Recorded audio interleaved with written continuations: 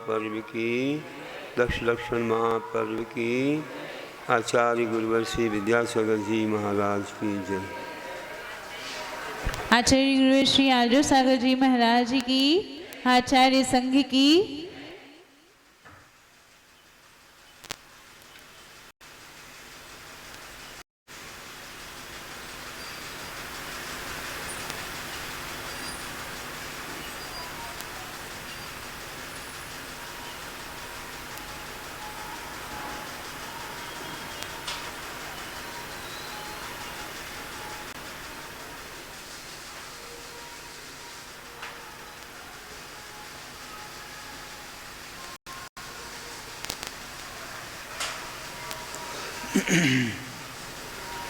मोक्षमार्गस्य नेतारं वेतारं कर्मभोगतां ज्ञातारं विश्वतत्त्वानां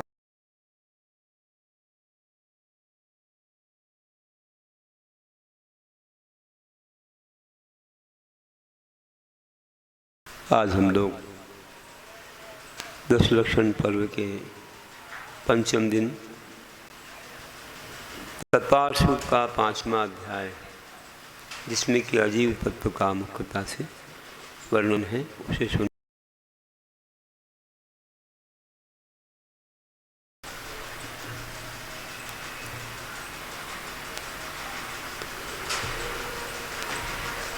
कहते हैं अजीव काया धर्मा धर्माकाश परिगदाहा।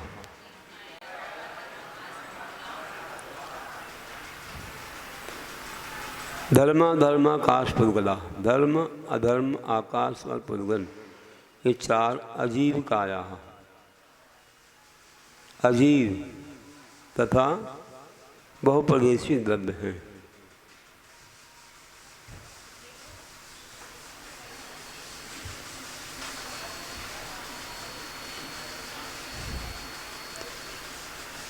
देखो अजीव भी हैं और बहुप्रदेशी द्रव्य है। जीव भी द्रव्य है, बहुप्रदेशी भी है, लेकिन अजीव नहीं। इसलिए पहले अजीव से प्रारंभ किया है।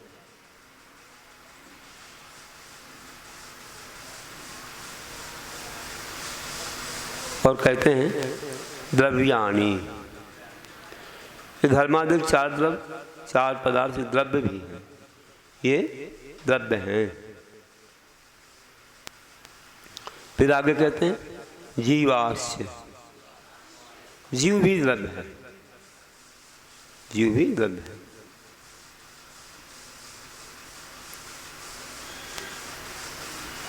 ऐसे मिलाकर सब 6 द्रव्य होते हैं। काल द्रव्य का कथन अलग से करेंगे, क्योंकि वह बहुप्रदेशी नहीं है। तो जीव पुद्गल धर्म अधर्म आकाश और काल 6 द्रव्य होते हैं। उनमें से अजीव द्रव्य का जब कथन किया तो जीव को छोड़ दिया। अभी इन्होंने काल द्रव्य का कथन इसलिए नहीं किया क्योंकि वह बहुप्रदेशी नहीं है, उसको बाद में कहेंगे। फिर कहते हैं द्रव्य में क्या विशेषता है, नित्यावस्थितान्य रूपाणी। तो ऊपर कहे हुए सभी द्रव्य नित्य हैं, अवस्थित हैं और अरूपी हैं, कभी नष्ट नहीं होते, इसलिए नित्य कहे जाते हैं। अपनी संख्या जो उनकी 6 संख्या है उसका उल्लंघन नहीं करते, इसलिए अवस्थित हैं। और रूप रस गंध तथा स्पर्श से रहित हैं, इसलिए अरूपी हैं। लेकिन पुद्गल का कथन किया था ऊपर, तो वो भी अरूपी हो जाएगा। इसे अलग से इन्हें सूत्र बोला रूपिणः पुद्गलाहा। पुद्गल द्रव्य रूपी अर्थात मूर्तिक है, और रूप के साथ इसके साथ रहने वाले रस गंध स्पर्श भी होते हैं। इनका संबंध है, एक साथ रहते हैं, ये अलग नहीं रहते हैं। इस प्रकार बताएं। और कहते हैं आकाशादिक द्रव्याणी। आ शब्द सीमावाचक है, पर्यंत, कि आकाश पर्यंत द्रव्य एक एक है, एक एक द्रव्य है। मतलब धर्म अधर्म और आकाश ये एक एक है, अखंड है। पूरे लोक में धर्म द्रव्य भरा हुआ है, अधर्म द्रव्य भरा हुआ है। और आकाश, आकाश तो अनंत है, लेकिन लोकाकाश अलोकाकाश दो भेद हो गए। जिसमें और भी द्रव्य देखे जाएं वो लोकाकाश है, और जहाँ और कोई द्रव्य ना देखे जाएं, मात्र आकाश हो, तो अलोकाकाश होता है।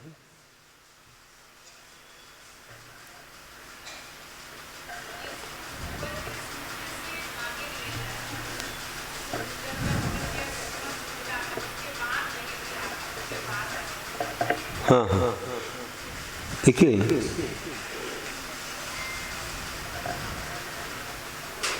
वहाँ पर कहा था ना पहले, धर्माधर्माकाश, शुरू में बोला था ना, धर्म अधर्म और आकाश।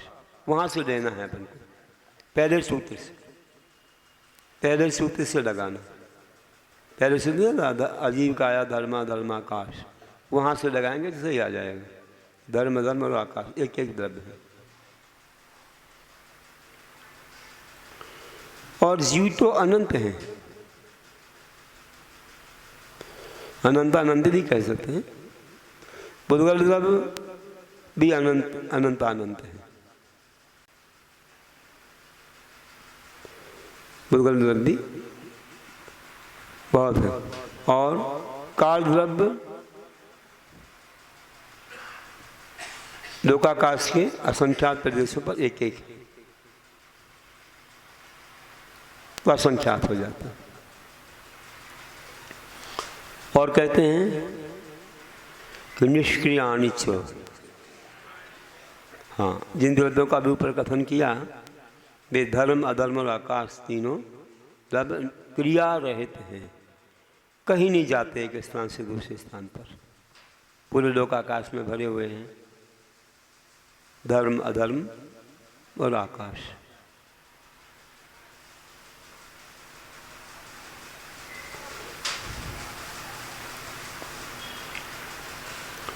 और कहते हैं इनके प्रदेश संबंधी बात है। असंख्या प्रदेशा धर्मा धर्म की जीवाना। हाँ, धर्म अधर्म और एक जीव द्रव्य के असंख्या प्रदेश, असंख्यात प्रदेश होते हैं। ये प्रदेश क्या है? जितने क्षेत्रों को एक परमाणु रोकता है, एक परमाणु रहता है, मतलब उतने क्षेत्रों को एक प्रदेश कहते हैं।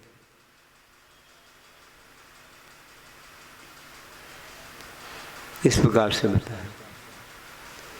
अब आकाश के कितने हैं प्रदेश? आकाश सस्यानंताहा,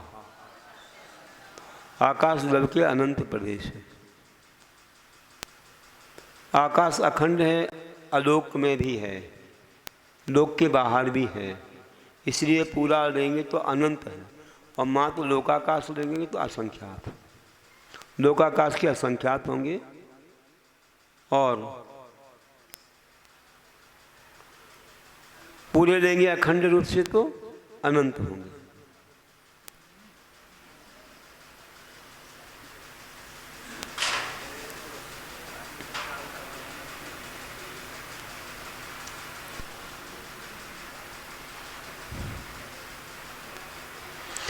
और कहते हैं पुद्गलों के प्रदेश संख्या संख्यास पुद्गलाना। हाँ, पुद्गलों के संख्या संख्यास, ये संख्यात असंख्यात और चार शब्द से अनंत प्रदेश भी होते हैं।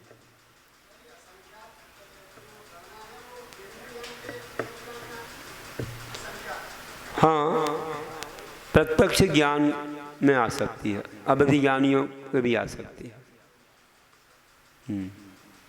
हम लोग गिन नहीं सकते, इसलिए असंख्यात, संख्या से ऊपर हो जाते हैं।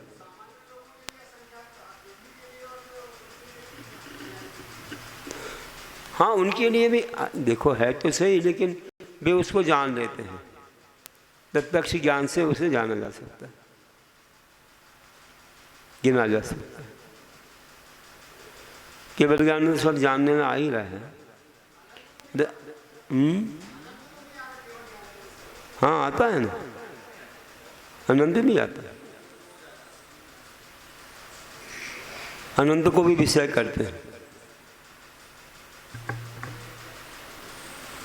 वर्णन है हमारे यहाँ।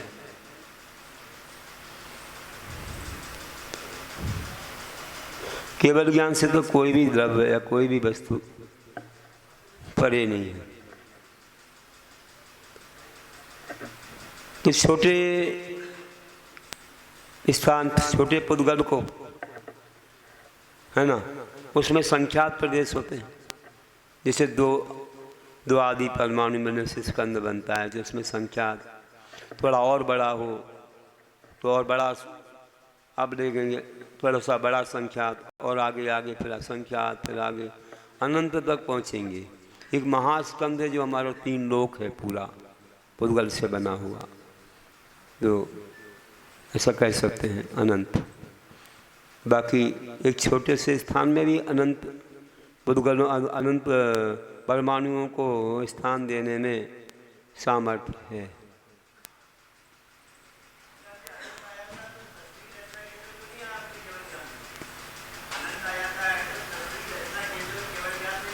सृष्टि की रचना हुई नहीं ना, तो इसमें नहीं आता है। तुम्हारे यहाँ हुई है क्या?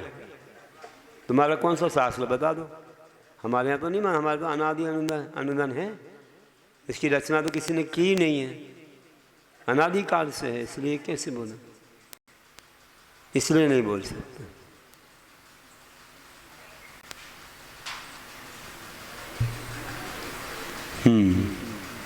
आ गया दिमाग, समझ में आ गया? नहीं आया तो देखो, ये जब किसी ने बनाया ही नहीं है तो बनाने रूप कैसे आ जाएगा? जैसा है स्वरूप वैसा ही तो आएगा, जो नहीं है वैसे कैसे आएगा? ऐसा है।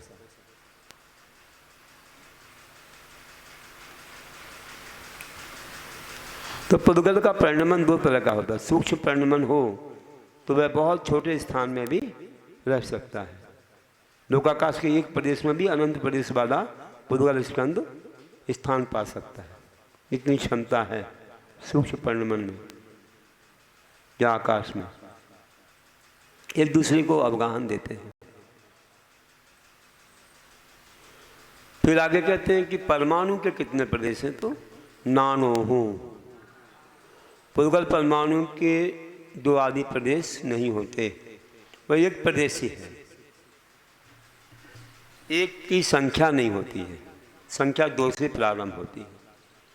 इसलिए परमाणु एक प्रदेशी होते हुए भी उसको अप्रदेशी बोला। तुम कहीं रहते हो, कोई पूछता कौन है यहाँ पर, बोले कोई नहीं है। तुम तो हो, हमारी क्या गिनती, हम तो हैं। गिनती गिनते से पहले को राम, फिर 2 3 ऐसे बोलते।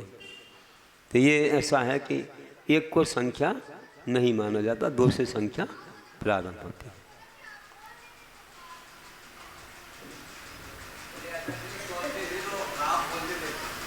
हाँ ऐसे तो बोलो, ये सुना है। फिर कहते हैं लोकाकार से अवगाह, सब द्रव्यों का अवगाह, सब द्रव्यों का अवगाह लोकाकाश में है। लोकाकाश उसे ही कहते हैं। लोक शब्द कैसे बना? लुक धातु से, कि जहाँ देखे जाते हैं, लुक मतलब देखना, जहाँ देखे जाते हैं उसको लोक कहते हैं। जिस आकाश में और भी द्रव्य देखे जाएं वो लोकाकाश है, और जिस आकाश में और कोई द्रव्य ना देखे जाएं वह अलोकाकाश। आकाश तो अखंड है, यहाँ 3 लोक जो है उसमें भी है और बाहर भी है। लेकिन जहाँ और द्रव्य देखे जाते थे लोकाकाश, जहाँ और द्रव्य ना देखे जाए सो अलोकाकाश। ऐसा बताया। धर्माधर्मियों को स्नेह, धर्म अधर्म द्रव्य का अवगाह पूरे लोकाकाश में है, मतलब तिल में तेल की तरह सब जगह उसका अवगाह है। पूरे लोक में कहीं भी देखो तो आपको धर्म अधर्म द्रव्य मिल जाएंगे कि वहाँ रहने वाले जीव और पुद्गलों को चलने और रुकने में सहायी बनते हैं। ये पुद्गल द्रव्य के रहने का स्थान एक पुद्गल द्रव्यों का अवगाह एक प्रदेश आदि, एक आकाश कहते हैं कि एक प्रदेश, लोकाकाश के एक प्रदेश से संख्या तो संख्या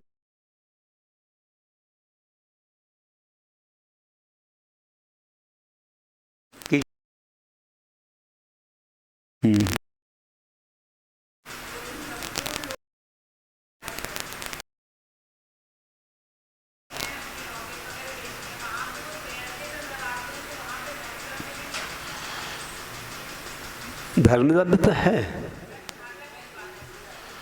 हाँ, उसमें क्या है, सो रहने को अवगाह तो दे ही रहा है, चलने में सहायक भी बन रहा है, रुकने में सहायक भी बन रहा है। अब ये कुछ पुद्गलों की अपनी प्रक्रिया चलती है, पुद्गलों की कुछ प्रक्रिया चलती है, कुछ गुरुत्वाकर्षण होता है, गुरुत्वाकर्षण से दूर चले गए, क्योंकि पृथ्वी आदि इनमें गुरुत्वाकर्षण होता है, मेरू पर्वत है, पृथ्वी है, तो गुरुत्वाकर्षण से कुछ द्रव्य खींचते हैं अपनी ओर। अब गुरुत्वाकर्षण ना हो तो फिर वे तैरने लग जाते हैं। वह तो देता है अवगाह, वह तो सब करता है, आकाश द्रव्य और चलने रुकने में धर्म द्रव्य सहाय है। लेकिन कुछ ऐसी चीज़ें होती हैं कि जो किसी चीज़ को बांधती हैं, रोकती हैं, तो उस वजह से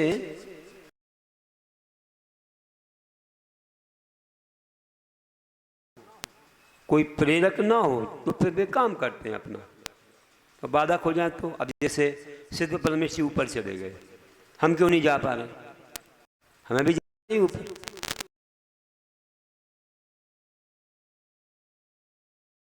हुए हैं, इस वजह से हम नहीं जा पा रहे। तो दूसरी कोई शक्ति काम करती रहती है जो बाधक बन जाती है। वही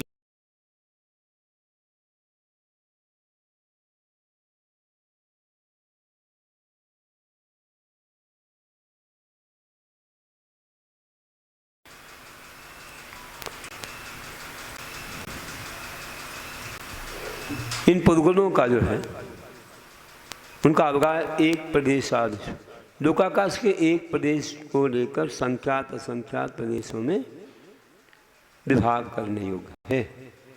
ये छोटा पुद्गल है तो संख्यात में, उससे बड़ा असंख्यात में, उससे और बड़ा और असंख्यात में, असंख्यात के भी कई भेद हो जाते हैं, तो उसमें रहते हैं ये।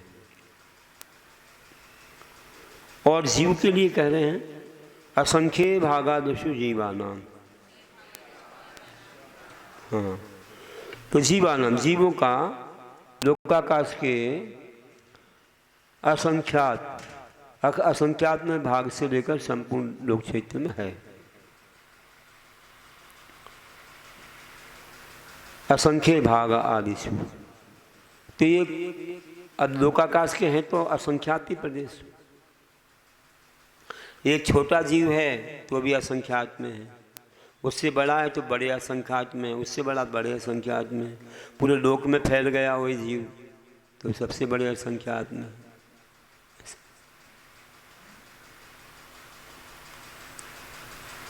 अनंत अनंत प्रदेश होते नहीं लोकाकाश के, इसलिए तो संख्यात और असंख्यात दो ही घटेंगे।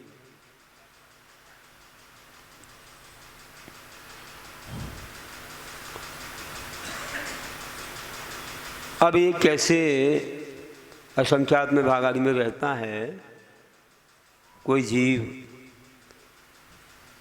तो उसी बात को कह रहे हैं कि प्रदेश संहार विश्वाभ्यम प्रदीपवत, प्रदेश संहार विश्वाभ्यम प्रदीपवत।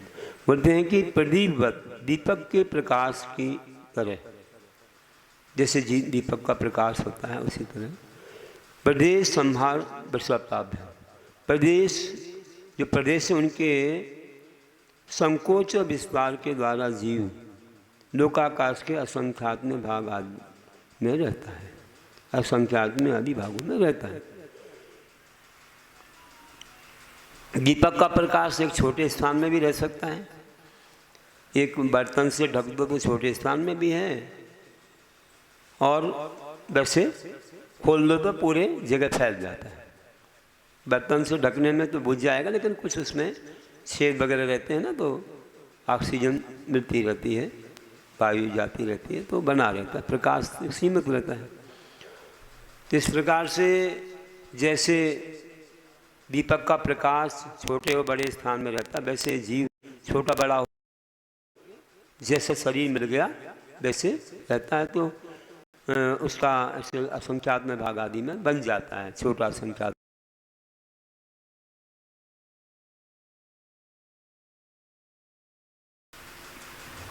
जैसे समुद्रघात होता तो पूरे लोक में फैल जाता, और कोई समुद्रघात है तो कितनी दूरी तक कोई जाता है, अपने अपने अलग अलग हैं, कहाँ तक जा रहा है वो, वहाँ तक के फैल जाता है।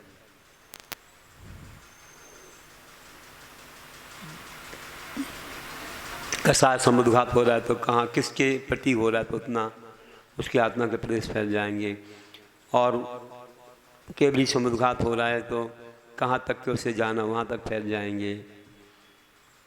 और इसी प्रकार से मान नाम पे समुद्रघात हो रहा है तो जहाँ जन्म लेना वहाँ तक फैल जाएंगे। केवली समुद्रघात में दंड प्रतल, दंड कपाट, प्रतल लोक पूरण, इनमें थोड़े थोड़े ज़्यादा सीधे, फिर थोड़े और फिर पूरे लोक में ऐसे फैल जाते।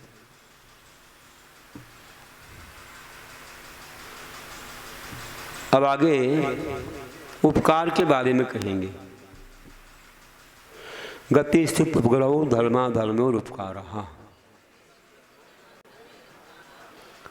तो गति स्थिति रूप उपग्रह धर्म अधर्म द्रव्य का उपकार, मतलब गति कराना, किसी को कराने में सहायक होना, मतलब और रुकने में सहायक होना, ये धर्म अधर्म द्रव्य के उपकार है। स्वयं चलते हुए जीव पुद्गलों को चलने में सहायक बनता है वो धर्म द्रव्य है। जैसे मछली के लिए जल, जल नहीं चलाता, जल किसी ओर जा रहा, मछली किसी ओर जा रही, लेकिन जल के बिना नहीं चल पाती है। वैसे धर्म द्रव्य चलाता नहीं है लेकिन सहायक बन जाता है। और अधर्म द्रव्य रुकने में सहाय बनता है, जैसे छाया तो किसी को रोकती नहीं है, रुकना चाहे तो कोई रुक जाए, तो वैसे ही है। ये दिखने की चीज़ नहीं है, श्रद्धा की बात है, इसी से काम चलता है। क्योंकि जब जानते हैं कि अनंत शक्ति के धारक सिद्ध परमेश्वरी लोक के अंत में रह गए, ऊपर क्यों नहीं गए, कौन रोक रहा था उनके लिए, कोई बाधा तो दे नहीं सकता है। आत्मा में अनंत शक्ति है, तो बाहर जाते तो बोला धर्मास्ति काया भावा, धर्मास्ति का द्रव्य का अभाव है तो चलने में सहायक होता है। इसलिए जो है वे वहाँ पर ही ठहर गए, मतलब अपने आप आत्मा में रुक गई, क्योंकि लोकाकाश के बाहर धर्मास्ति का नहीं है। बहुत सारी ऐसी चीज़ें हैं जो देखने में नहीं आती। अब आत्मा तो आती नहीं, कर्म भी नहीं आते, कितने प्रकार की वर्गणाएँ हो, कुछ देखने में नहीं आती। ऐसे धर्म भी देखने में नहीं आता, काल द्रव्य भी देखने में नहीं आता। पुद्गल में भी बहुत सारे ऐसे पुद्गल हैं जो हमारी आँखों से देखने में नहीं आते, परमाणुवादी, और भी कई स्कंद भी हैं जो देखने में नहीं आते। कई परमाणु से मिलके बने ये वर्गणाएँ वगैरह, कार्बन वर्गणाएँ जो कर्म रूप होती हैं, कहाँ देखने में आती। तो जो अरूपी हो कैसे देखने में आएगा, रूपी हो देखने में नहीं आ रहा है, अरूपी कैसे देखने में आएगा। तो वह अवधि ज्ञान आदि का विषय बन जाता है। तो जो रूपी है, क्या बोले,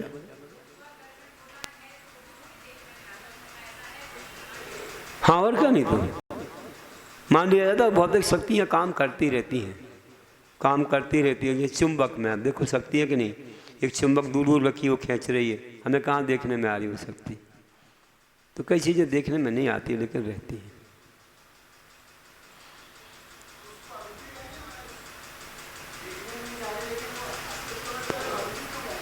हाँ, अस्तित्व है ना उसका। हाँ, तो कई चीज़ें तो आरूपी हैं और कई रूपी हैं, कई चीज़ें आरूपी भी हैं। आरूपी होकर के काम करती हैं कुछ शक्तियाँ, और कुछ रूपी हैं लेकिन देखने में नहीं आती। अब जैसे शब्द हैं, देखने में नहीं आ रहे, शब्द देखने में नहीं आ रहा। अभी तुम्हारा नेटवर्क बोलती हो तुम, ये मोबाइल का नेटवर्क चलता है, ये सब रूपी है लेकिन देखने में नहीं आता। तो हवा देखने में नहीं आ रही, जो कि इतने जीव हैं वे शरीर के साथ, देखने में नहीं आ रहे। बहुत सारी शक्तियाँ हैं ऐसी। कितने शब्द हैं, शब्द तो पुद्गल का भेद अभी आने वाला है। वे यहीं पर शब्द हैं, कहाँ देखने में आ रहे। BBC लंदन सीलोन भी यहीं पर है, रेडियो लाओ तो अभी पकड़ लो। बहुत शक्तियाँ भरी हैं आकाश में, बहुत भरी है। कहते हैं आकाशस्यावगाह, आकाश द्रव्य का उपकार क्या है? तो अवगाह देना, समस्त द्रव्यों को अवकाश देना आकाश द्रव्य का उपकार है। सब द्रव्यों को ठहरने का स्थान यही देता है। अब पुद्गल द्रव्य के उपकार, उपकार मतलब कार्य है। वैसा उपकार नहीं जैसे जीव किसी के लिए सहायता देता है, ऐसा नहीं। उपकार मतलब एक दूसरे कार्य हैं। शरीर वांग मनः प्राणापानः पुद्गलानाम।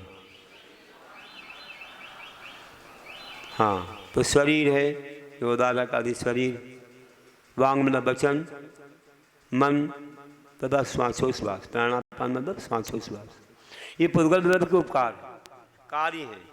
शरीर बनता है ये पुद्गल से बनता है। पुद्गल ना हो तो शरीर कैसे बनेगा? पुद्गल वर्गणाओं से शरीर बनता है। और औदारक आदि शरीर तो ये सब पुद्गल से ही बने हुए हैं। और वचन भी जो हम बोलते हैं शब्द, वे भी पुद्गल से ही बने। भाषा वर्गणाओं से शब्द बनते हैं। हम भाव करते हैं, हमारे कंठ इससे शब्द तैयार हो जाता है। जैसे कार्बन वर्गणा कर रूप में बदल जाती है। मन है तो मन भी पुद्गल से ही बनता है। और श्वासोश्वास की क्रिया जो चलती है वे पुद्गल से ही चलती है। पुद्गल ना होता तो हमें शक्ति ना मिलती। सबसे प्रथम बात तो कर्म से सब बने और कर्म स्वयं पुद्गल है, इसी से सारी रचना होती है। नाम कर्म में देखो शरीर के कितने 93 भेद हैं, उससे सभी मिलते हैं। फिर आगे और कहते हैं पुद्गल के उपकार, सुख दुख जीवित मरणोपघ्रास्य। हाँ, सुख मतलब ये इंद्रिय सुख है, ये आत्मिक सुख नहीं कह रहे हैं। पुद्गल मतलब कर्म से संबंध रखने वाला सुख, इंद्रिय सुख, वह सुख और दुख, जीवन और मरण, ये सब पुद्गल द्रव्य के उपकार मतलब कार्य हैं।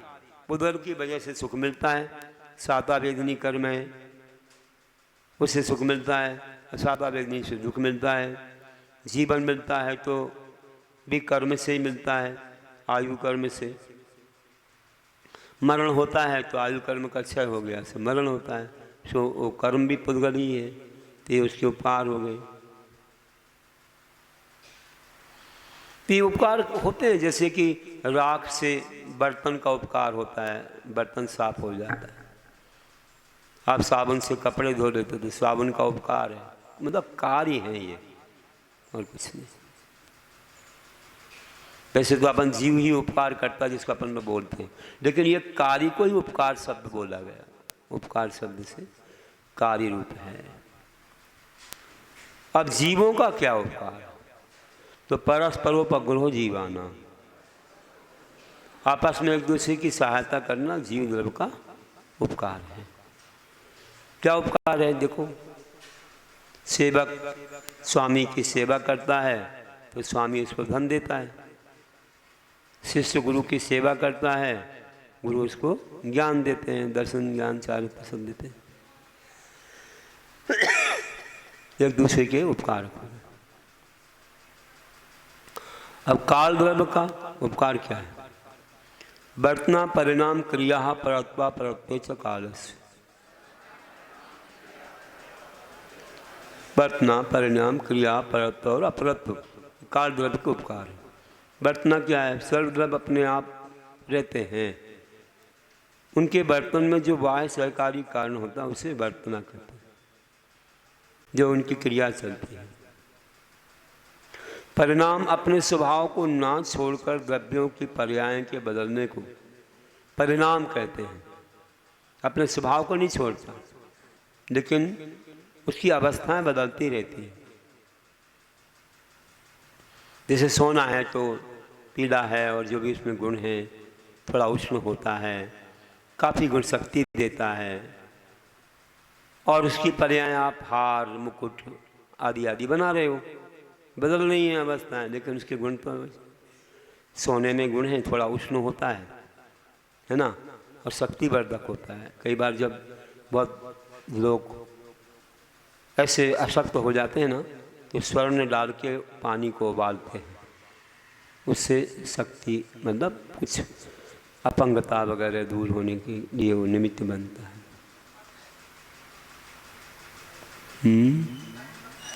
फर्क पड़ता है।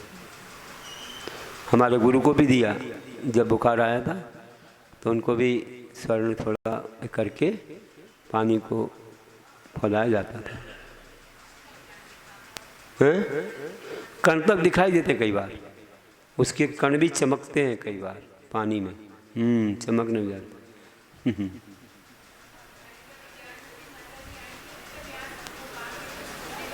हाँ, वो तो बहुत जगह है, अपने संग में भी प्रयोग हुआ है। एक वैद्य ने बताया था, एक बार हम जालना में थे, बोले विदेश में गैस कांड हो गया था, तो लोग अपंग होते थे, तो उनको बुलवाया गया था। तो मैंने उनको बहुत स्वर्ण का पानी पिलाया, बहुत लोगों की अपंगता दूर हो गई। तो स्वर्ण का अपना स्वभाव है कि उसकी पर्याय बदलती रहती है। ऐसे और भी चीज़ों की कई पर्याय बदल, जीव है, जीव का स्वभाव है ज्ञान दर्शन, और लेकिन वो संसार में चारों गतियों में भ्रमण करता है, तो ये अवस्थाएं बदलती रहती हैं उसकी, तो ये परिणाम हो गए। जैसे पुद्गल के भी अणु स्कंद आदि पर्याय बदलती रहती हैं। क्रिया एक स्थान से दूसरे स्थान में गमन करने को क्रिया कहते हैं, ये भी काल द्रव्य से होती है। परत्वा पर छोटे बड़े के व्यवहार को परत्वा परत्व कहते हैं। कोई 25 वर्ष का है, कोई 20 वर्ष का है, आदि आदि, इस प्रकार से जो व्यवहार होता है तो वह भी इसी से होता है। काल द्रव्य की सहायता से सब होते हैं। फिर आगे पुद्गल द्रव्य का लक्षण, स्पर्श रस गंध वर्ण बनता पुद्गला। स्पर्श रस गंध और वर्ण जो होता है उसे पुद्गल कहते हैं, जिसमें स्पर्श रस गंध और वर्ण पाए जाते हैं, वह पुद्गल है। स्पर्श पाया जाता है, हल्का भारी, रूखा चिकना, कोमल कठोर, ठंडा गरम, ये हो गए 8। और ऐसे खट्टा मीठा चरपरा, तीखा और कसायला, ये रस हो गए। सुगंध दुर्गंध गंध के भेद हो गए। और काला नीला पीला लाल और सफ़ेद, ये वर्ण हो गए। ऐसे ये 20 हो जाते हैं पुद्गल में, ये इस प्रकार के भेद हो जाते हैं। ऐसा पुद्गल होता है, उसमें ये पाए जाते हैं। अब पुद्गल की और भी पर्याय बता रहे। पुद्गल की पर्याय कौन सी हैं? शब्द बंध सौक्ष्म स्थौल संस्थान भेद तमच्छाया तपोद्योत बंतश्च। शब्द बंध सौक्ष्म स्थौल संस्थान भेद तमच्छाया तपोद्योत बंतश्च। तो शब्द है, बंध है, सूक्ष्मता है, स्थूलता है, संस्थान मतलब आकार है, भेद है, अंधकार है, छाया और तप और उद्योत, ये पुद्गल द्रव्य की पर्याय हैं, इसे बता रहे हैं। तो जैसे समझिए कि शब्द है, तो शब्द कैसा होता है? एक भाषा रूप शब्द, एक अभाषा रूप शब्द होता है। दो प्रकार के हैं। भाषात्मक शब्द भी दो प्रकार के हैं, साक्षर और अनक्षर। जिसमें सा से रचे जाते हैं और जिससे आर्य व मलेच्छ का व्यवहार चलता है, ऐसे संस्कृत शब्द, संस्कार किए गए शब्द, और इससे विपरीत शब्द, ये सब साक्षर शब्द हैं। कोई व्याकरण से अच्छे संस्कृत हो जाते हैं, संस्कार से संस्कृत होता है, और कोई वैसे ही बिना व्याकरण के चलता है। तो ये साक्षर शब्द, जिससे उनके साथी से ज्ञान के स्वरूप का पता लगता है, ऐसे द्वेंद्रीय आदि जीवों के शब्द अनक्षरात्मक हैं। अनक्षरात्मक ची ची चू चू कुछ करते रहते हैं, वो अनक्षरात्मक है। द्वेंद्रीय आदि जीव नहीं करते रहते हैं। ये दोनों प्रकार के शब्द प्रायोगिक हैं, प्रायोगिक हैं, प्रयोग किए गए। अभाषात्मक शब्द दो प्रकार के होते हैं। कौन से? प्रायोगिक और वैशेषिक। वैशेषिक ऐसे दो। तो मेघ आदि के निमित्त से जो शब्द उत्पन्न होते हैं वे वैशेषिक शब्द हैं, उनका नाम वैशेषिक है। देखो ऐसा सिद्धांत कहीं नज़र नहीं आएगा जो हमारे जैन दर्शन में बता रहे हैं। बहुत बहुत सूक्ष्म है। कैसे शब्द हैं जो हम लोग कभी इनको और जगह नहीं सुन पाते हैं। ऐसी चीज़ें आ रही हैं। 2000 वर्ष पहले सरवार सिद्धि में लिख रहे हैं आचार्य पूज्यपाद स्वामी। और तथा तत्, वितत, घन और सौसिर के भेद से प्रायोगिक शब्द चार प्रकार के होते हैं। चमड़े से मड़े हुए पुष्कर, भेरी और दरबुर से जो शब्द उत्पन्न होता है वह तत् शब्द है। तांत वाले बीणा और सुघोष आदि से जो शब्द उत्पन्न होता है वो वितत शब्द है। ताल, घंटा और लालन आदि के ताड़न से जो शब्द उत्पन्न होता है वह घन शब्द है। तथा बांसुरी और शंख आदि के फूकने से जो शब्द उत्पन्न होता है वो सौसिर कहलाता है। ये सौसिर है। बंद दो प्रकार के हैं। देखो शब्द का वर्णन हो गया, अब बंद पर चलते हैं। बंद दो प्रकार के हैं, वैशेषिक और प्रायोगिक। जिसमें पुरुष का प्रयोग अपेक्षित नहीं है वो वैशेषिक बंध है। जैसे स्निग्ध और रुक्ष गुण के निमित्त से होने वाला बिजली, उल्का, मेघ, अग्नि और इंद्रधनुष आदि का विषयभूत बंध वैशेषिक बंध कहलाता है। देखो आ गया उल्का। उल्का ये है, यहाँ पर आया कि स्निग्ध और रुक्ष ऐसे गुण मिलते हैं, दोनों से कोई चीज उत्पन्न हो जाती है। क्या हो रही है? जैसे बिजली, हम लोग देखते हैं कि आकाश में बिजली चमकती है, तो ये पुद्गल का ही भेद है। बिजली दिखती है ना, रूप है ना उसका, तो ये हो गई बिजली। उल्का, उल्का मतलब एक तारा जैसा टूटते आपको नजर आता है, थोड़ी देर में विलीन हो जाता है, वो उसको उल्का बोलते हैं। तारा कभी नहीं टूटता। कल बताया था कितना बड़ा तारा होगा, प्रदेश के बराबर होगा, वो संख्या है सबकी। मेघ, जो मेघ बनते हैं ये भी सब पुद्गल से ही बनते हैं। अग्नि, ये भी पुद्गल का ही शरीर है। जीव उसमें रहता है, अलग बात है, लेकिन ऐसी भी अग्नि हो सकती है जिसमें जीव नहीं है। अब चार भेद होते हैं ना, आपने कहा था कि जैसे अग्नि, अग्निकाय, अग्निकायक, अग्निजीव, चार होते हैं। जिसमें रह रहा है जीव अग्नि कायक है, बाकी तीन में तो नहीं है। अभी एक तो सामान्य है, एक से निकल गया है, एक में रह रहा है, और एक अभी जन्म लेने को आ रहा है। अभी जन्म नहीं लिया उसने, अभी अग्नि रूप धारण किया नहीं है उसने, तो अग्निजीव। तो ऐसे अग्नि भी पुद्गल का ही रूप, शरीर है तो पुद्गल ही है। और इंद्रधनुष ये जो बनता है ये पुद्गल का ही भेद है। ये सब वैशेषिक बंध हैं। और जो बंध पुरुष के प्रयोग के निमित्त से होता है वो प्रायोगिक बंध होता है। पुरुष कोई बनाए, ये तो बिना बनाए ही होते हैं, जो पहले बता दिए वैशेषिक वाले। अब कोई बनाता है ना तो प्रायोगिक है। इसके कौन से भेद हैं देखिए, अजीव संबंधी और जीवाजीव संबंधी। लाख और लकड़ी आदि का अजीव संबंधी प्रायोगिक बंध है, चिपकाया जाता था ना लाख वगैरह से पहले। तथा कर्म और नौकर्म का जो जीव से बंध होता है वह जीवाजीव संबंधी प्रायोगिक बंध है। कर्म नौकर्म, जीव के साथ कर्म है, कर्मों से नौकर्म मिलते हैं। अपने पास 148 कर्म हैं, तो कर्मों के उदय में या उनके फलस्वरूप हमको शरीर मिलता है, इंद्रियां मिलती हैं, बहुत सारे जो वातावरण मिलते हैं वो सभी उन कर्मों से। तो इन कर्म और नौकर्म का अपनी आत्मा के साथ बंध हो रहा है, तो जीवाजीव का बंध हो गया है। जीवाजीव का हम ऐसे परिणाम करते हैं और होता रहता है।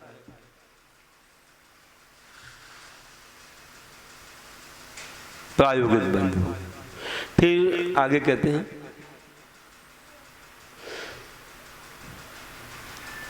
सूक्ष्मता के बारे में।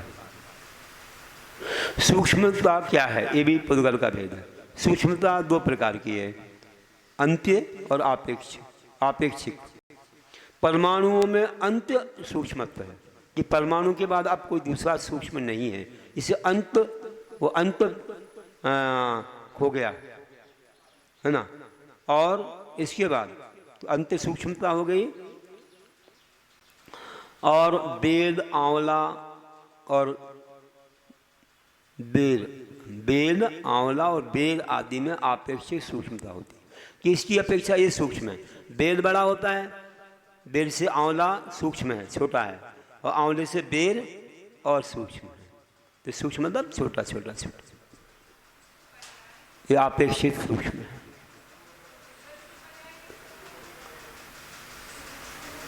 सब पुद्गल की ही पर्याय है, लेकिन उसमें आपको बता रहे हैं कि किस किस को कैसे नाम से पुकारते हैं, इन पर्यायों के नाम क्या है।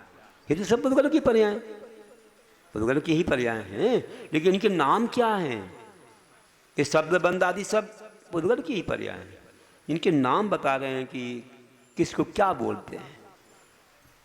और चलिए आगे, स्थूल, स्थूल, ये भी तो अंत और आपेक्षिक रूप से इसके भी दो भेद हैं। जगत व्यापी महास्कंद को अंत स्थूल बोलते हैं कि इससे बड़ा स्थूल कोई नहीं है, अंत है। ये पूरा हमारा 3 लोक है ना, ये अंत स्थूल है। स्थूल मतलब मोटा, बड़ा, इससे ज़्यादा कोई बड़ा नहीं होगा।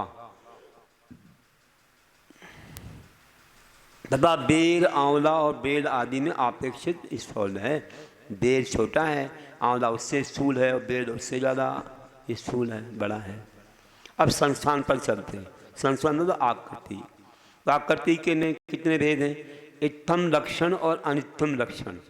इसके विषय में यह संस्थान इस प्रकार का है कि यह निर्देश ऐसा कि ये इस प्रकार का है, ऐसा कहें। कोई भी एक उदाहरण दें कि ये चतुष्कोण है, त्रिकोण है आदि, इस प्रकार से निर्देश करना इत्थम संस्थान है। जैसे वृत्त मतलब गोल, त्रिकोण, चतुष्कोण, आयत, परिमंडल आदि, ये सब इत्थम लक्षण संस्थान है। तथा इनसे अतिरिक्त शेष मेघ आदि के आकार जो हैं उनका कोई निश्चित ही नहीं रहता कैसे होते हैं, उनको कहा नहीं जा सकता, तो अनित्तम लक्षण संस्थान कहलाते हैं। भेद के 6 भेद हैं। अब भेद भी एक पुद्गल का भेद है, पर्याय है। तो इसके बाद में कह रहे हैं उसके 6 भेद होते हैं, 6 नामों से पुकारते हैं भेद को। भेद मतलब तोड़ना, टुकड़े, ऐसे उनमें अलग अलग प्रकार। तो कह रहे हैं कि जैसे उत्कर, चूर्ण, खंड, चूर्णिका, पट्टर और अनुचटन, ये कैसे होते हैं। करोत आदि से जो लकड़ी आदि को चीरा जाता है तो उससे जो बुलायदा निकलता है ना, उसको बोलते हैं उत्कर, उसका नाम उत्कर। क्योंकि नाम इतने हैं शास्त्रों में, अब आज प्रयोग नहीं हो रहे। कुछ एक दो नाम कुछ आते हैं, बताएंगे कहीं मिल जाए आपको, बाकी भूल गए लोग। जौ और गेहूं आदि का जो सत्तू या कनक आदि बनता है वह चूर्ण है, उसको चूर्ण बोलते। चूर्ण, चूर्ण नहीं बोलते, चूर्ण, चूर्ण, ये चूर्ण है। अपन लोग आटा बोलने लगे, देखिए इसको चूर्ण नाम से शास्त्र में बोला जाता है।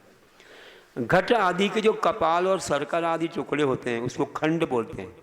जैसे तोड़ दिया आपने, घट को तोड़ दिया तो छोटे छोटे जो टुकड़े हो गए उनको क्या बोलेंगे, खंड, उसका नाम खंड है, खंड कर दिए। उड़द और मूंग आदि का जो खंड किया जाता है उसको चूर्णिका कहते हैं, वो चूर्णिका है। हाँ, दाल बनाते हैं वो, मेघ के जो अलग अलग पटल आदि होते हैं वो पटल कहलाते हैं, मेघों के पटल। जैसे अपन बोलते काले मेघ, मेघ कभी काले नहीं होते हैं, ज़्यादा घने होने से वे काले दिखने लग जाते हैं, प्रकाश नहीं आ रहा उनसे तो वो काले हो गए। मेघ काले होते ही नहीं है, मेघों को या काले होते, ऐसे दूधिया ऐसे होते हैं जैसे अपना पानी होता है तो दूधिया टाइप होते हैं, लेकिन उस पर ज़्यादा घने हो जाएं तो वे काले दिखने लगते। एक पटल दो पटल ऐसे पटल पटल चढ़ जाते हैं एक दूसरे पर तो बहुत घने हो जाते हैं। और उस पर कोई रिफ्लेक्शन पड़ जाए समुद्र का या किसी पानी वगैरह का तो फिर बोलते हैं कि इंद्रधनुष बन गया, या यहाँ तो बोल रहे हैं कि वो एक अलग ही हो जाता है, वो ये पुद्गल का एक भेद है। तो ऐसे इसको क्या बोलना, पटल, पटल कहते हैं, पटल। और अब और आगे कहेंगे कि तपाए हुए गोले आदि को घन आदि से पीटने पर जो फुलंगे निकलते हैं उसको अनुचटन बोलते हैं। जो फुलंगे निकलते हैं ना अग्नि के अंगार से, तो मतलब छोटे छोटे फुलंगे निकलते हैं, सो वे अनुचटन है। और जिससे दृष्टि में प्रतिबंध होता है। अब अपन तम पर चल रहे, तम भी एक भेद है। तो तम क्या होता है कि जिससे दृष्टि में प्रतिबंध होता है, जो प्रकाश का विरोधी है उस तम है। तम मतलब अंधकार। प्रकाश को रोकने वाले पदार्थों के निमित्त से जो पैदा होती है वो छाया है। अपनी छाया पड़ती ना तो वह उसको छाया बोलते। एक तो प्रयोग में आ रही है सबको। उसके दो भेद हैं, एक तो वर्णादि के विकार रूप परिणत हुई और दूसरी प्रतिबिंब रूप। जैसे फोटो वगैरह खींचते हो तो वो एक होती है, एक प्रतिबिंब पड़ता है, जैसे पानी में प्रतिबिंब पड़ता है, उस रूप में छाया। ऐसे दो प्रकार की बताए। जो सूर्य के निमित्त से होता है, जिससे उष्ण प्रकाश होता है, उसे आतप कहते हैं, ये भी पुद्गल का भेद है। तथा चंद्रमणि और जुगनू आदि के निमित्त से जो प्रकाश होता है उसे उद्योत कहते हैं। ये सब शब्द आदि पुद्गल के विकार पर्याय हैं। इसलिए सूत्र में इनको शब्द, बंध, सूक्ष्म, स्थूल, संस्थान, भेद, तम, छाया, आतप और उद्योत कहा जाता है। इस की पर्याय हैं।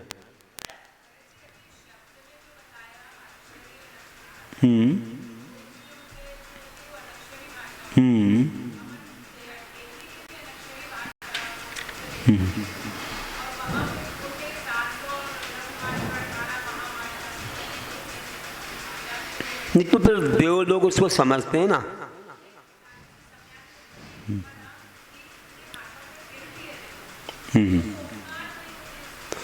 अब हम लोग इसको ऐसा बोलते हैं लेकिन उसमें अर्थ भरा हुआ है, हमें समझ में नहीं आती है, लेकिन उतने उसके भेद हैं। सूक्ष्मता से देखेंगे तो उतने भेद हैं उसके। हाँ हाँ, नहीं वो तो फिर मागध नाम के जीव जो हैं सभी जीवों की अपने अपने समझने योग्य बना देते हैं, वो अलग है। ठीक है, वो भी कह सकते हैं। तो उसमें ये शक्ति होती तभी तो बनाते हैं, है ना। भगवान की वाणी में वो शक्ति होती है तभी बनाते हैं। फिर आगे पुद्गल द्रव्य का लक्षण कहते हैं, स्पर्श रस गंध वर्ण बनता पुद्गला। हाँ, ये तो हो गया था। हाँ हाँ, यहाँ से चलना है। हाँ हाँ, 25 अणवा स्कंधास।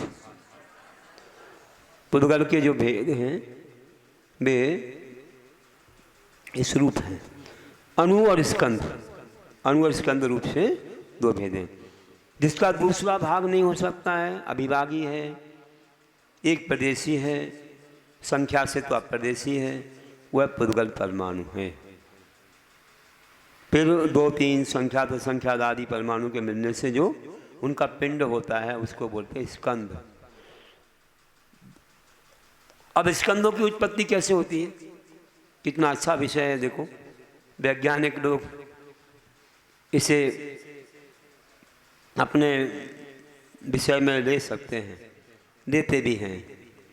तो भेद संगातेभ्य उत्पद्यन्ते।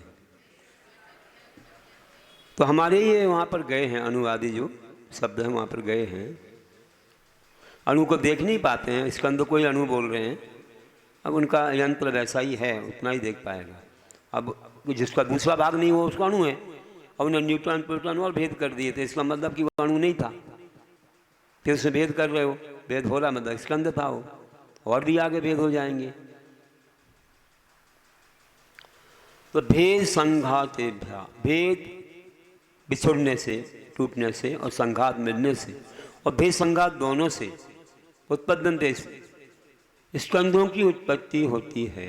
अब समझ लेना थोड़ा अच्छे से, अपन समझेंगे कि भेद से स्कंद बनते हैं। साधारण सी बात हुई, आज एक बड़ी चीज़ थी, आपने भेद कर दी, उसके 2 3 4 कितने सारे टुकड़े हो गए, इतने सारे स्कंद बन गए कि नहीं बन गए? बहुत सारे बन गए उसके। एक बड़े लड्डू का छोटे छोटे लड्डू बना दिए, तो इतने सारे नहीं हो गए, वो संख्या में तो बहुत सारे हो गए। और संघात से भी, जिससे बहुत सारे उनको सबको मिला दिया, तो ये बड़ा हो गया, ऐसा भी कह सकते हैं। और भेद संघात दोनों से, भेद भी हो और संघात भी हो, तो कैसे होगा? चलिए हम समझते इस बात को। जैसे पानी है, तो पानी कैसे बना? H2O, हाइड्रोजन ऑक्सीजन से मिलकर बना पानी। आकाश में हमें पानी दिख नहीं रहा था, आकाश में पानी नहीं दिख रहा था हमको मेघ दिख रहे थे, और कोई गैस हमको दिख ही नहीं रही थी। थोड़ी सी हाइड्रोजन, थोड़ी सी ऑक्सीजन वहाँ से बिछुड़ के आई और एक हुई, उससे एक बूंद बन गई, वो चाक्षुष हो गई। आया समझ में कि भेद भी हुआ और संघात भी हुआ, दोनों हुए, तो वह एक नया स्कंद तैयार हो गया। हुआ कि नहीं हुआ? मतलब ऐसे ही अपन उदाहरण के लिए समझ सकते हैं। अथवा एक दर्पण है, या एक कोई ऐसा गिलास है, कांच है, बिल्कुल ट्रांसपेरेंट, उससे आर पार आपको दिखता है, ऐसा लगता नहीं कि कुछ कांच लगा है, नहीं अपने भगवान के सामने जैसे, तो दिख ही नहीं रहा था। और क्या हुआ कि कहीं संघात हुआ और भेद हुआ, कुछ मार दिया उसमें और टूट गया, दिखने लगा कि ये तो दर्पण, ये तो कांच है। हुआ नहीं? ऐसे एक ही उदाहरण हो गया। और एक उदाहरण कि एक टब में पानी भरा है, पूरा फुल लबालब, मालूम ही नहीं पड़ता पानी है, बिल्कुल शुद्ध पानी है, मालूम ही नहीं पड़ता पानी है। अब क्या करना पड़ेगा? थोड़ा सा एक गिलास, एक लोटा पानी निकाल दिया, तो भेद हो गया ना। आपने बर्तन डाला और एक लोटा पानी निकाला, तो भेद संघात चल गया, वो चाक्षुष हो गया। अभी आगे कह रहे हैं कि कैसे वह, अभी तो मैंने चाक्षुष के बारे में जो है वो चीज़ मैंने पहले ही बता दी आपको, लेकिन तो देखिए ऐसे उत्पन्न होता है। और भेद से स्कंद उत्पन्न होते हैं, और भेदादणु, अणु की उत्पत्ति भेद से ही होती है। भेद करते जाओ करते जाओ करते जाओ, और जिसके बाद दूसरा भेद ना हो सके वो अणु। और आगे भेद संघाताभ्याम चाक्षुष, चाक्षुष इंद्रिय से दिखने योग्य स्कंद, भेद संघाताभ्याम, भेद और संघात दोनों से उत्पन्न होता है। अभी मैंने उदाहरण तो दे दिया, पहले ही बता दिए। ये भेद हुआ कहीं से और संघात मिलना हुआ, उससे चाक्षुष हो गया, दिखने लग गया। यही उदाहरण दिए थे। सत द्रव्य लक्षणम, द्रव्य का लक्षण सत है, अस्तित्ववाचक। सत में अस्तित्व है उसका। और सत किसको कहते हैं? उत्पाद व्यय द्रव्योक्तम सत। जो उत्पाद व्यय और द्रव्य से सहित होता है वह सत है। उत्पाद मतलब नवीन पर्याय का होना, नवीन अवस्था का होना उत्पाद है। और व्यय पूर्व अवस्था का जाना व्यय है। और द्रव्य क्या है कि उसकी जो मूल अवस्था वो कायम रहना। जैसे मानो कि स्वर्ण है, स्वर्ण तो स्वर्ण है। अब मान लीजिए किसी का हार था, हार को मिटा करके क्या बना दिया? कुंडल बना दिया, मुकुट बना दिया, तो पूर्व पर्याय का व्यय हो गया, नई पर्याय का उत्पाद हो गया, और स्वर्ण तो स्वर्ण रहा। ये द्रव्य हो गया। और देखो ये अंगुली है, अंगुली है ना, अब क्या है, अब भी अंगुली है ना कि नहीं है ना। तो ये अंगुली है और ऐसा किया तो सीधी पर्याय का व्यय हो गया, टेढ़ी पर्याय का उत्पाद हो गया, लेकिन अंगुली तो अंगुली है, ये द्रव्य हो गया। ऐसे ही समझ सकते हैं। हाँ, द्रव्य मतलब वो कायम रहे, उसकी अवस्था तीनों सभी जगह कायम रहती है, तो वह द्रव्य होता है। और कहते हैं कि द्रव्य का लक्षण तद्भाव्यम नित्यम, तद्भाव, तद्भाव रूप से जो अव्यय है, नष्ट नहीं होता, वो नित्य कहलाता है। आत्मा कहीं भी जाए लेकिन आत्मा के ज्ञान दर्शन तो बने ही रहते हैं, सोने का पीलापन बना ही रहता है, तो वह कहलाता है नित्य। उसके भाव का व्यय नहीं होना ही नित्य है, द्रव्य है। अब कोई वस्तु की सिद्धि करना हो तो कैसे सिद्धि होती है? अर्पिता नर्पित सिद्धि है। हाँ, अर्पित और अनर्पित। अर्पित मतलब मुख्य, अनर्पित मतलब गौण। तो मुख्यता और गौणता से वस्तु की सिद्धि हो जाती है। इसको विवक्षा विवक्षा भी बोलते हैं, इसको सापेक्ष निरपेक्ष भी बोलते हैं। ऐसे कई नामों से हम प्रधानता प्रधानता भी बोलते हैं।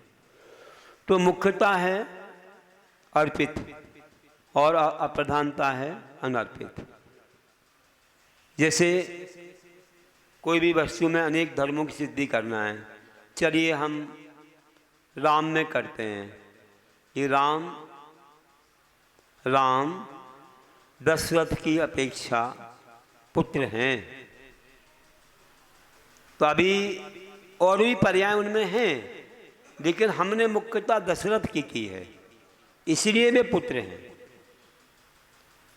तो और चीज़ उसमें नहीं है ऐसा नहीं है, वो गौण हो गई। जैसे वे पिता हैं, वे जमाई भी हैं, वे पति भी हैं, वे राजा भी हैं, वे भाई भी हैं, तो वे पर्याय गौण हो गई और ये मुख्य हो गई। अब किसी और को मुख्य कर दो कि राम पिता हैं लव कुश की अपेक्षा, तो अब पुत्र पर्याय गौण हो गई, ये पर्याय मुख्य हो गई। मतलब उसमें गुण तो हैं, अनंत गुण हैं वस्तु में, इसको अनेकांत बोलते हैं। अनेकांत की क्या परिभाषा है? अनेके धर्मा यस्मिन् सा अनेकांत, अनेके अंतः धर्मा यस्मिन् सा अनेकांत। अंत मतलब धर्म होता है, अनेक धर्म जिसमें पाए जाते हैं, मतलब गुण पाए जाते हैं, वह अनेकांत है। एक ही राम में कितने सारे गुण हो गए, ये पिता भी हैं, पुत्र भी हैं, जमाई भी हैं, भ्राता भी हैं, पति भी हैं, राजा भी हैं। कोई भी एक वस्तु में अनंत गुण हो सकते हैं, हम तो उनको बखान कर भी नहीं सकते, इतने गुण हो सकते हैं। कौन कौन सी अपेक्षा लगा सकते हैं, उनके शरीर के रंग की अपेक्षा लगाओ, उनके और भी कई चीज़ों की अपेक्षा लगाओ, तो लगती चली जाएंगी।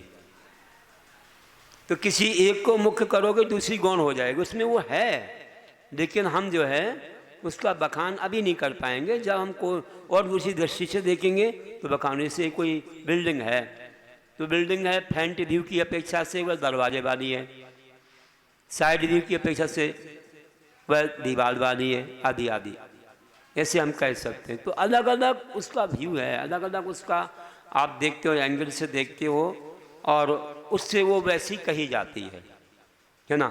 तो कोई भी वस्तु में आप बोल सकते हो।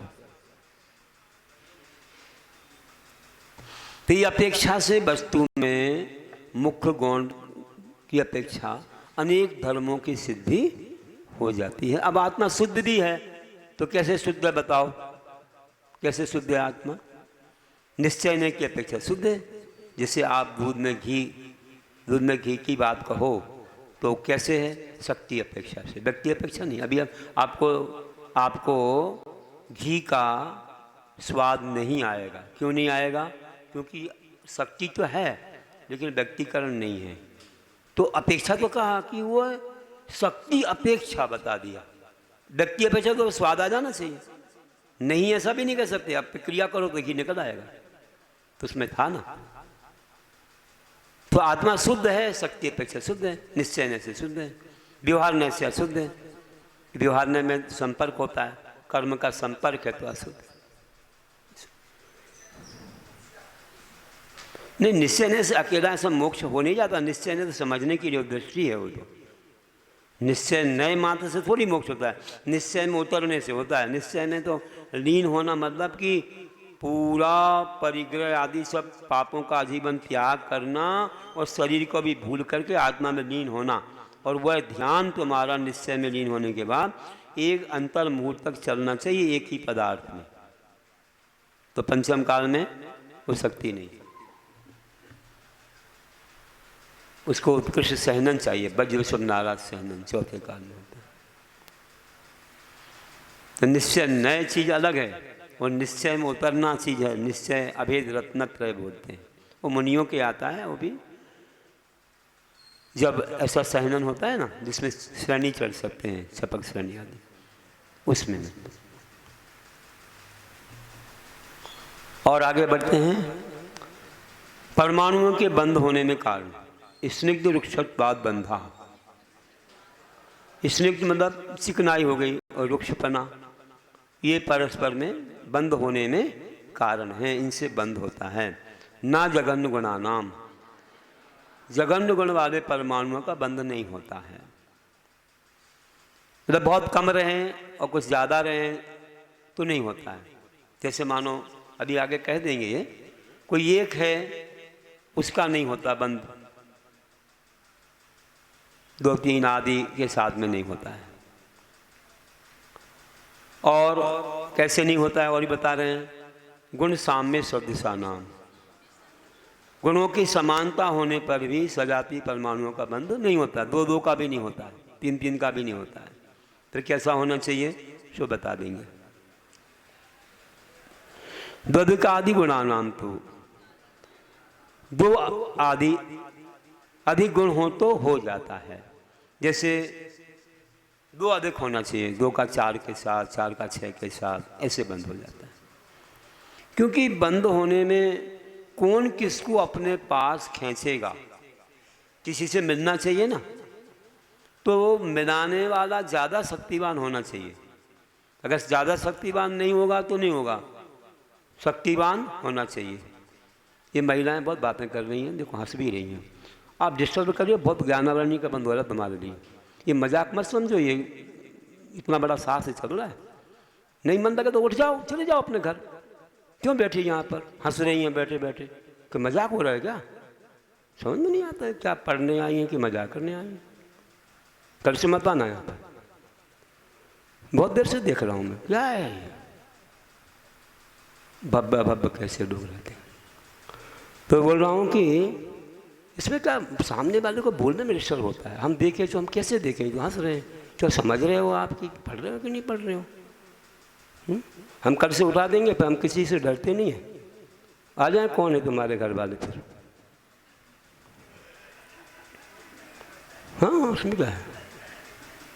तो बता रहा हूँ कि अपन इतनी मेहनत करके पढ़ाते हैं, इतना समय निकालते, कहाँ समय है? हम तो कई बार पढ़ चुके, हम तो आपके लिए कर रहे हैं कि आपका उद्धार हो जाए, आपको समझ में आए, आपको आपका अच्छा प्रशस्त हो जाए मार्ग, पुण्य पाप को जानो और संसार के दुखों से पार हो जाओ। नहीं कीचड़ में फंसे हो तुम, पंच पाप में फंसे हो, राग देश विषय कसायों में, और दुर्गति में और जाना हो तो चलते जाओ और पाओ ऐसी गतियाँ और भटकते जाओ। हम तो पार लगाने के कुछ अच्छे भावों से तुम्हें बता रहे हैं, लेकिन उसमें भी हम लोगों को अगर ऐसा लगता है तो फिर मतलब ही क्या है, टाइम पास नहीं करना है। तो बोल रहा हूँ कि देखो ऐसे यहाँ पर दो अधिक अधिक गुण होते हैं तो बंद होता है। और जो कोई भी बड़ी शक्ति है तो अपने में खींचती है। तो यहाँ पर बता रहे हैं कि बंधे दिखो पारण न कौचो। अच्छा, और बंधे बंद होने पर अधिक गुण वाले परमाणु पारण कहू, वे कम गुण वालों को अपने में परिणमा लेते हैं, मतलब अपने रूप कर लेते हैं। जैसे मान लीजिए गुड़ है, अब में से और गुड़ पड़ा है और उसमें धूल के कण सिबक जाते हैं तो वे गुड़ रूप में दिखने लग जाते हैं, कि गुड़ अलग से नहीं दिखते हैं, उसमें बंध जाते हैं। ऐसे ही जो अधिक गुण वाले रहते हैं वे छोटे गुण वालों को अपने में परिणमा लेते हैं। हमारे तीर्थंकर तो एक हैं और कितने सारे लोग उनसे प्रभावित हो जाते हैं और आगे बढ़ते हैं, अपने जीवन का उद्धार करते हैं। कुछ अभव्य लोग बाहर ही रह जाते हैं, उनको वहाँ जाने का होता ही नहीं है। देवस्वरूप ने मारीची कुमार जैसे विरोधी बैठे रहे तो उनका कल्याण नहीं हुआ। बाकी जो भव्य थे वे आकर के उनसे मिल गए तो उनका कल्याण हो गया। 4000 राजाओं ने तो दीक्षा ली थी, उनसे कितने फिर बाद में जो है समोषण रचना होने के बाद सुधर करके और बहुत अच्छा अपना कल्याण करने में रत हो गए। हमारे सी कुमार तो भटकता रहा कितना, 42,000 वर्ष कम, एक कोड़ा कोड़ी सागर काल भटका हो, फिर अंत में महावीर तीर्थंकर होकर गया मोक्ष। इतने काल तक कहाँ दुर्गतियों में भटकता रहा, और उसी समय सद्बुद्धि आ जाती तो क्या को भटकता। क्या होता है बताओ, 42,000 वर्ष कम, एक कोड़ा कोड़ी सागर काल, पूरा चौथा काल निकल गया, अंत में हुआ हो, बहुत भटका। भव्य तो था लेकिन बीच में गलती हो गई ना, मिथ्यात्व में चला गया हो, उसकी श्रद्धा डिग गई तो भटक गया। अब ऐसा भी क्या कहूँ, तो देखो पुरुषार्थ की नहीं किया तो बीच में कितनी कठिनाइयाँ हुई है ना, कितनी कठिनाइयाँ हुई, कहाँ कहाँ भटकने दुर्गति में जाना, नरक भी गया होगा, कहाँ कहाँ गया होगा इतने काल में। कोड़ा कोड़ी सागर में क्या कर जाता है। और हम और दूसरा उदाहरण देते हैं कि जैसे एक बहुत सारा दूध है, समझो एक टंकी में दूध है, टंकी में तो दूध है और 1 चम्मच दही है। ज़्यादा कौन सी चीज़ है, दूध ज़्यादा है ना, इतना सारा दूध है। अब दूध में 1 चम्मच दही डाल दो तो देखो वह दही दूध बन जाएगा। ज़्यादा तो दूध दिख रहा है ना, बताओ कि दूध दही बन जाएगा। देख लो अब आप, बड़ा क्या दिख रहा है, तो बड़े रूप में नहीं हो रहा है, बड़े को अपने रूप कर रहा है। तो शक्ति किस में ज़्यादा है, दही में ज़्यादा है।